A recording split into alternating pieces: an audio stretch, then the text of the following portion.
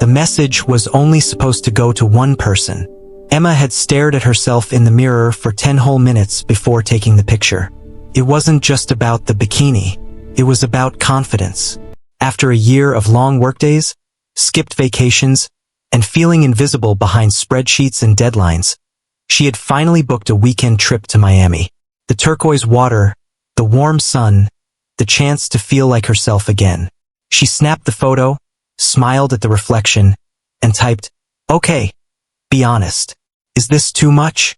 She hit send, and then her stomach dropped. The name at the top of the chat wasn't Maya Two Hearts. It was Mr. Thompson, her boss, her very serious, strictly professional, never cracks a joke boss. Emma's heart pounded so loudly she could hear it in her ears.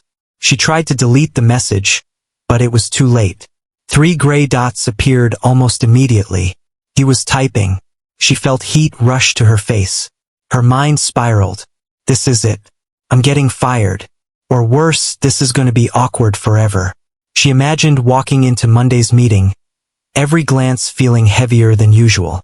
The reply came, "Emma, I believe this was sent to me by mistake." She stared at the screen, mortified. Her fingers trembled as she typed back an apology that felt too small for the humiliation she felt.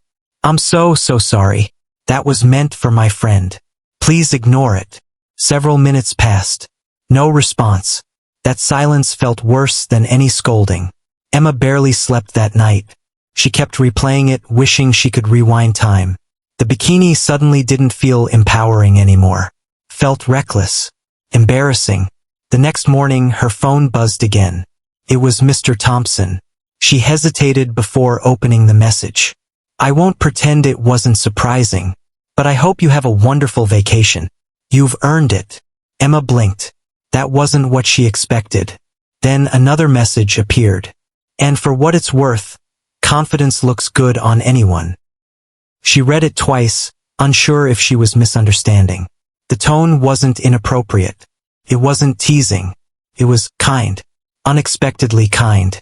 She felt a strange mix of relief and gratitude. She replied with a simple thank you and promised to double-check recipients in the future. The weekend came and Emma went to Miami anyway. At first, she felt self-conscious, like the whole world somehow knew. But standing at the edge of the ocean, she remembered his words. Confidence looks good on anyone. For the first time in a long time, she let herself just exist without overthinking. She laughed with strangers, helped a little girl who had lost her mother near the boardwalk, and even gave her umbrella to an elderly couple who were struggling in the heat. Something about almost losing her professional reputation had shifted her perspective. She realized how fragile things could be, and how much she wanted to live fully instead of cautiously. On Monday morning, she walked into the office expecting whispers. There were none. Mr. Thompson called her into his office before the team meeting. Emma braced herself. Instead, he closed the door gently and said, "I wanted to apologize if my message made you uncomfortable in any way." That caught her off guard. "It didn't," she said honestly. "I was just embarrassed." He nodded. "We all make mistakes. What matters is how we handle them. You handled it with professionalism." Then he added something she never expected. "I've been reviewing the team for the new project lead position. Your name is at the top of my list." Emma's breath caught. The promotion was competitive. She hadn't even realized she was being seriously considered. He continued, "You're capable. You just don't always see it." Walking out of that office, Emma felt lighter than she had in months. The mistake that had terrified her had somehow revealed something deeper. Not just about her boss, but about herself.